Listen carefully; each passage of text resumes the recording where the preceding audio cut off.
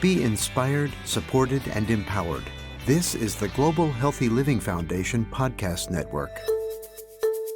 Welcome to The Health Advocates, a podcast that breaks down major health news of the week to help you make sense of it all. I'm Stephen Newmark, Chief of Policy at the Global Healthy Living Foundation. And I'm Zoe Rothblatt, Director of Community Outreach at GHLF. Our goal is to help you understand what's happening in the healthcare world, to help you make informed decisions to live your best life. And today we're joined by Liz Schumacher. Liz is a 4-time kidney transplant recipient and healthcare entrepreneur with over 30 years of professional healthcare experience in a wide range of fields, including academic medicine, large healthcare system, community health, health insurance, pharma, health startups, law, clinical research, and medical specialty associations. Liz is also the founder and CEO of Affinity Strategies, and we had a great conversation about advocating for yourself, navigating the healthcare system, and how she combines the personal patient experience with the professionals. So I'm excited to have a listen with you, Stephen. Well, I can't wait. Let's get into it.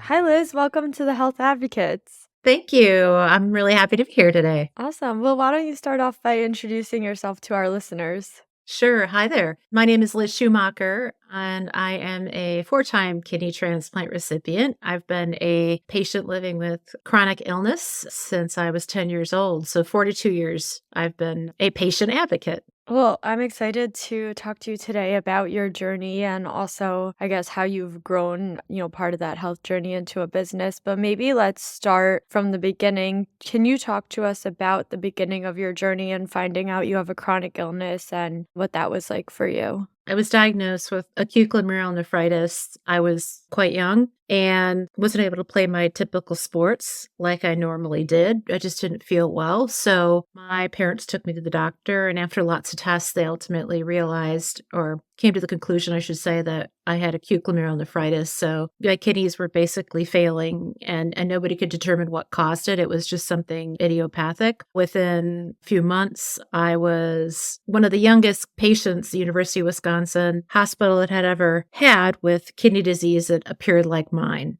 So quickly got referred to an academic hospital, University of Wisconsin, saw a pediatric nephrologist. They tried lots of different treatments to try to make me healthy again. And unfortunately, none of the treatments worked. There was lots of experimental therapies and a variety of things until we eventually decided that a kidney transplant was the best avenue for me. During that time, I did plasmapheresis, kidney dialysis, all kinds of different IV treatments and such. And that was kind of the genesis of how it all started, my patient journey. And what were you thinking during that time when you were trying all of this stuff? What was going through your head? I really hoped that I was going to get healthy from all of it. I think that I really trusted my physicians and my care team, and I knew that they were really doing the very best for me, and I did everything I was supposed to do and that they recommended. I guess what I was thinking was sometimes it was scary, but I feel like when you're in a position where you really have no choice but to do what the smartest people around you think could potentially help save your life, I really felt I had no choice but to do what they suggested, and they were going to make me healthy again. That's really interesting to think about it as you having no choice, because I know you're a strong advocate for yourself and others. So how did you start advocating despite feeling like there wasn't a lot of choice in your health? I always felt I was part of my medical care team. I shouldn't say I felt I was. I was always included in all of the decisions. So I was very fortunate in that while I was young, my medical team was very honest and forthright with what was going on, what the symptoms were, what my options were. And they would say, "What do you want to do, Liz? How do you want to proceed?" So even though I was a child, they really treated me as an equal partner to what was going to happen with me. They didn't look up to my parents and say, "What do you want to do?" They would look to me and say, "Here's what we think. Here's the options. Here's what we think you could potentially consider. What do you want to do?" And I would ask a lot of questions, and they would always answer very honestly. They would educate me about what the illness issues were, what was happening to me at any time, and what the risks were, and what they recommended that I would do. And then I would usually go along with what they said. And I'd ask questions. I'd give critical feedback. It really was kind of a team decision. And I felt like my voice was as important as anyone else's. I admire so much that you were able to do that from such a young age. Like, I feel like it took me so long to figure out how to ask the right questions and be an active participant in care. It's certainly not easy. And it's amazing that you had the team that was giving you the space to do that. Absolutely. I had a physician who was my primary nephrologist as a kid who would always be really honest with me and presented it in a very skillful way to not make me afraid, but make sure that I always understood what was happening. I never felt like there weren't choices. And I never felt like anybody was going to do something to me without me agreeing to it first and understanding what it was before anything happened. And when we had talked before this podcast, you had told me about how you felt like some of your care was disjointed. Can you talk to us a little bit about that now? Like, what are some of the other providers you saw and how did it become disjointed? I think that as I got older, I've been a patient for over 40 years. So I've been able to watch how the healthcare system has changed as a patient. A lot of my friends will say we're all patients when we talk about patient experience. But I think I just happen to be a really experienced patient who's been around a long time. So I'm able to give a bit of a historical viewpoint on what I've noticed has changed from my perspective as somebody who's been really kind of a lifetime consumer of healthcare. And I think that what I've noticed is healthcare has become more and more subspecialized and healthcare systems have changed. There's so many experts to manage so many different aspects of your care at different times. And in some ways, I think that's excellent because you're getting somebody who just has expertise in dealing with kidney disease. When your kidney level hits a certain point, you're seeing this kind of person. When your kidney is working at a different level, you're seeing a different person. When your transplant's not working, you see one person. When your transplant is working, you see another person. And then there's all of the different team members, a nurse who works with you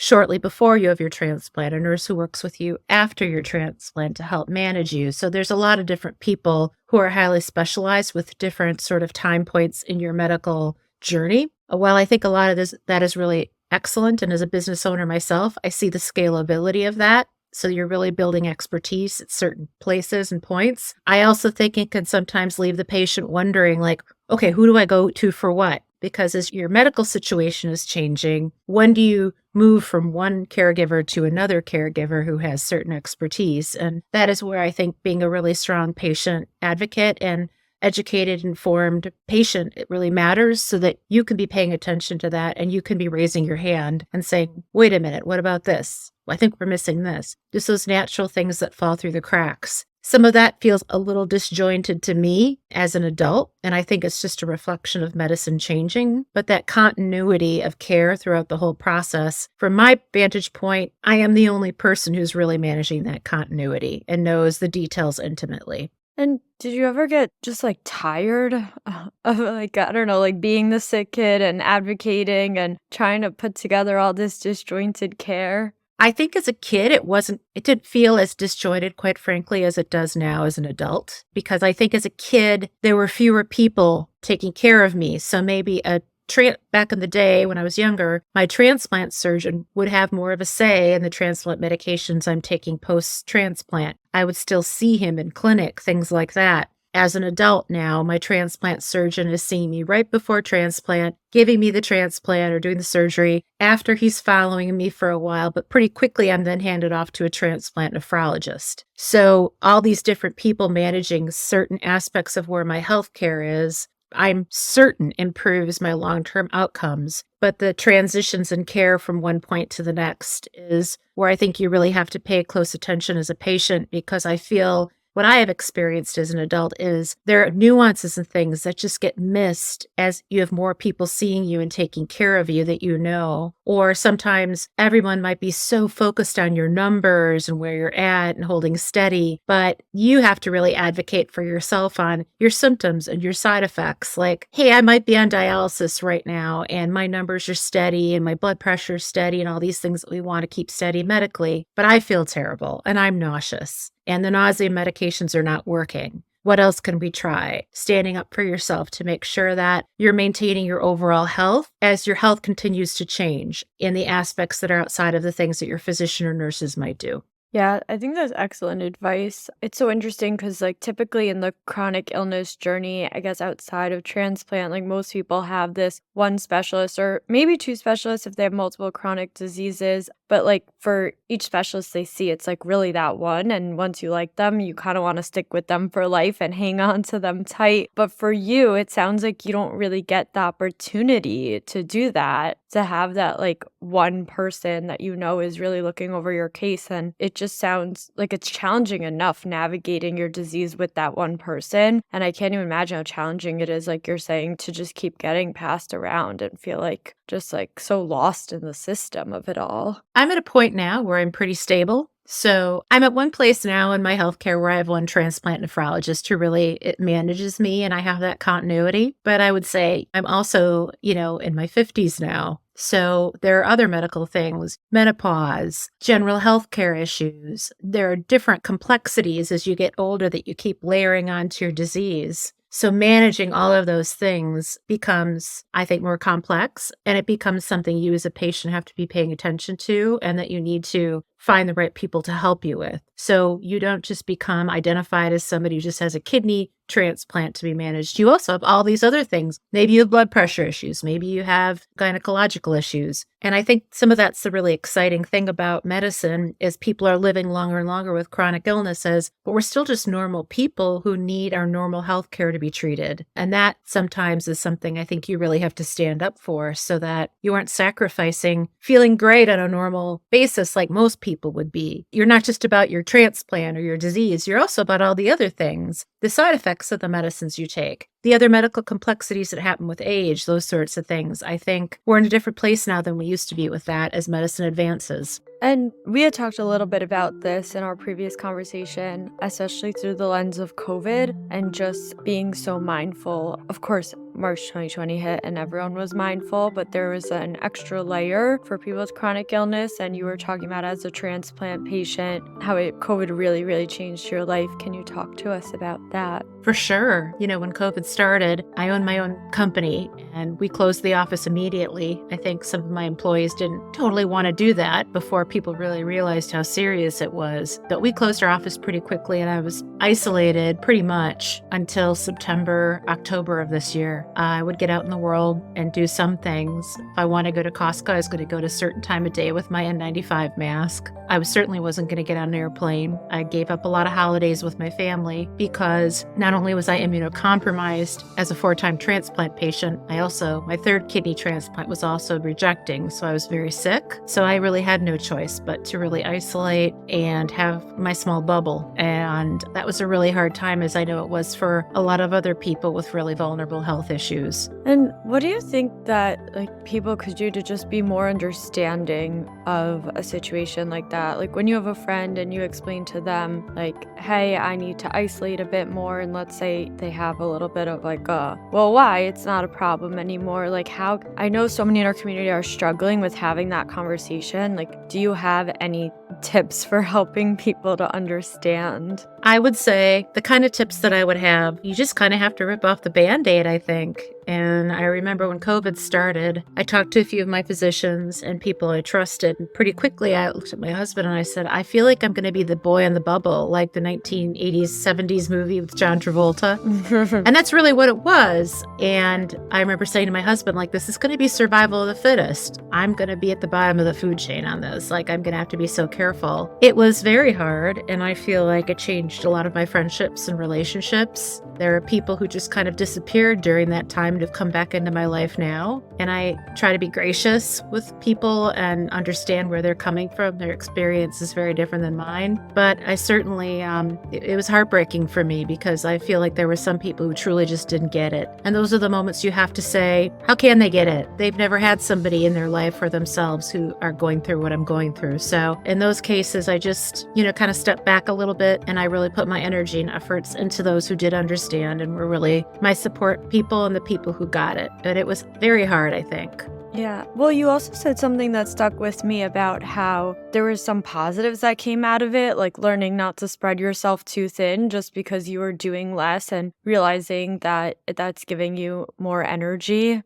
Absolutely. I would say that I really had no choice during COVID, probably much like a lot of the folks listening to this podcast about what I could and couldn't do. It was very black and white, sort of similar to when I was a kid, like, okay, it's black and white, I'm sick. I have no choice in saying, no, I don't want this disease. Like, well, I have it, so I have to navigate the best I can. I feel I did that as well with COVID and just saying, all right, this is my reality. I have to accept this and really rely and lean into the resilience that I've developed throughout my life, being a patient, and realize there's going to be an other side to all of this. So my life motto is make lemonade out of lemons. So I thought, okay, make lemonade out of lemons. Like, this is my situation. I'm going to become a better baker. I'm going to become a better cook. I'm going to do other things. I'm going to talk to my dad on video every single day, who is also isolated. I'm going to put my energy and efforts into the relationships and the things that make me happy that are within my control. It's so true. It's almost like you had been training your whole life for that, right? Like learning to adapt with like the body and health that you have and figuring out how to still enjoy life while dealing with these challenging health situations. Yep,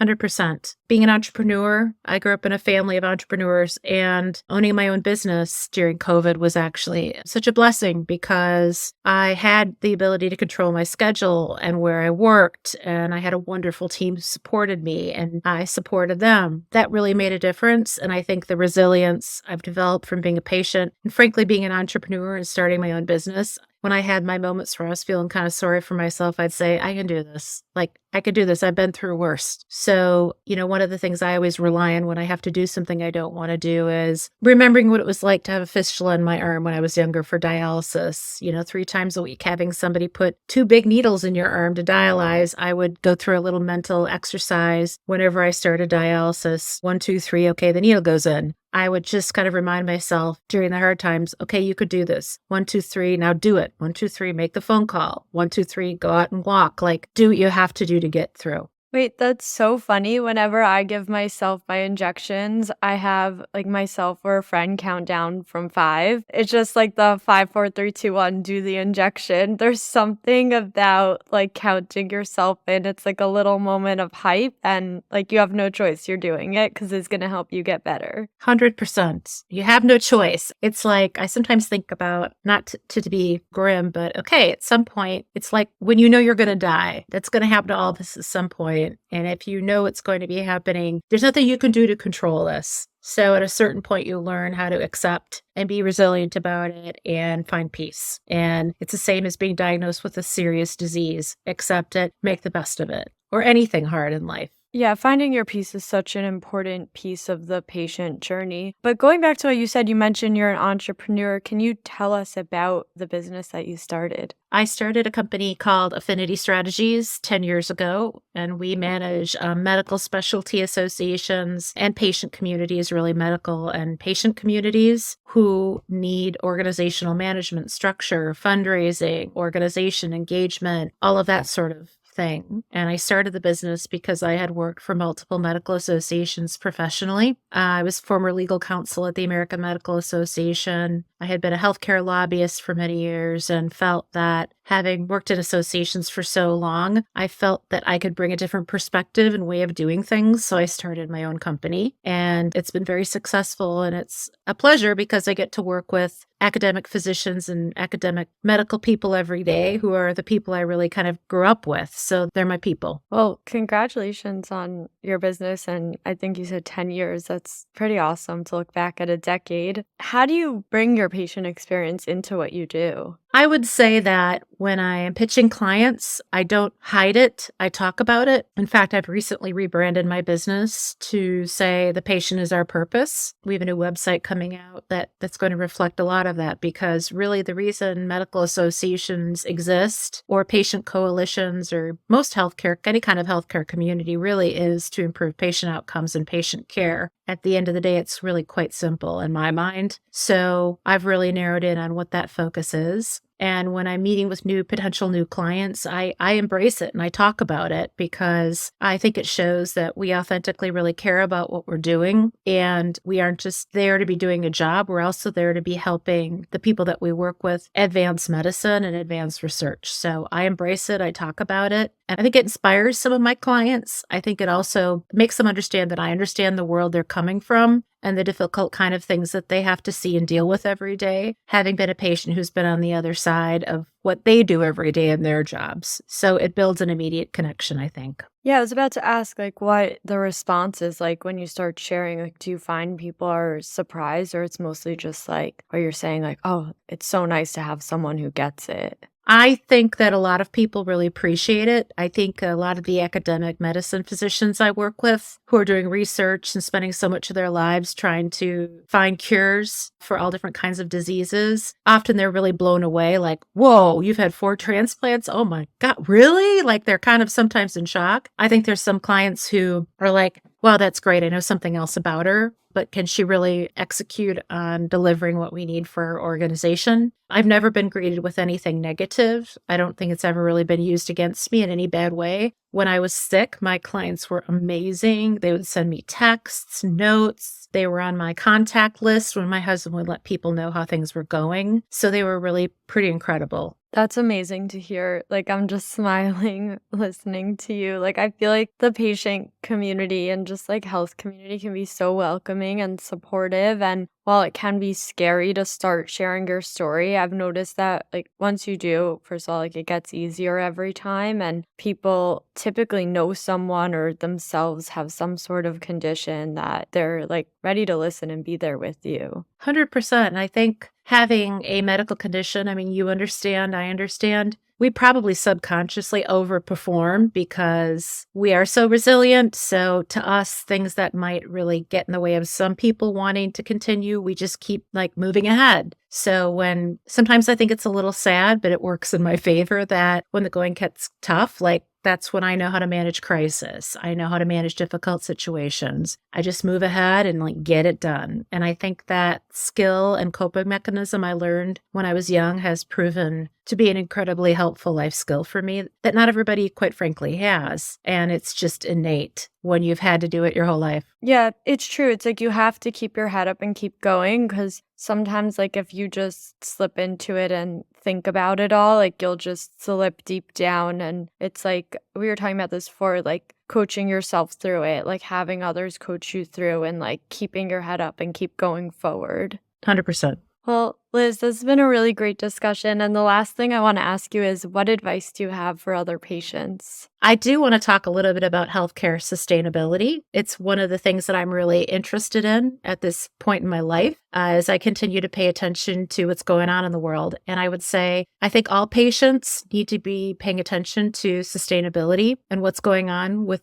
Earth. I think some people might think that's kind of crazy, but I think that we really do need to. If COVID didn't teach us that crazy things can happen out of the blue, we need to start learning that. And, you know, there are increasing numbers of rare infectious diseases that are popping up. All you need to do is like do a Google search and you'll see it every day in all different kinds of news sources. So I think patients need to be paying attention to not just their own medical condition, but also what's happening on the horizon and how some of these new types of infectious diseases and things that are happening could potentially affect our health down the road. So I really want to make a plug for people to be thinking about sustainability and how they're living and how they're using and what they're doing so that we can also protect the earth the best that we can, just like we protect our own health. Because if the earth isn't healthy, we're going to have more diseases. We're going to have more things that are going to be happening that affect us as vulnerable patients. So I'm really putting more time and energy into the next phase of my career on sustainable healthcare as well. And yeah, could you tell me a little bit more about that, like how you specifically will be focusing on health sustainability? I'm working with a team of others, physician, attorney, design thinking experts to form a nonprofit called Greenwell.